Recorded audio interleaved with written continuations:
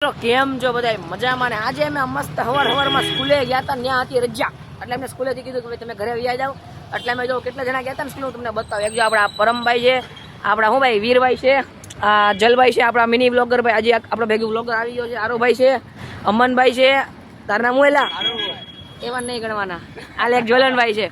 હવે એટલે અમને હવારમાં નીકળી ગયા હતા, ટાઈમ હતો 7:30. હવે જાય છે ક્યાંક ભૂખ લાગી એટલે નાસ્તો કરવા સ્કૂલેથી તો નીકળી ગયા, હવે જાવી નાસ્તો કરવા. તો હાલો તમને ત્યાં બતાવું.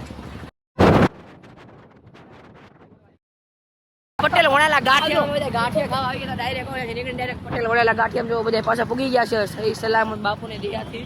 હાલો અંદર ઓર્ડર કાંદા કાપવા મળ્યા છે. કાંદા કાય ભાઈ તું કાંદા કાપ, આ બીજો ભાઈ અમારો કાંદા કાપે. ગાંઠિયા ખાવ તો મહેનત કરવી પડે, ઓર્ડર થી કાંઈ ન થાય, કાંદા કાપવા પડે. ગરમા ગરમ બધા ભાઈઓ બેઠા જો ગરમા ગરમ પટેલના વણેલા ગાંઠિયા આવી ગયા.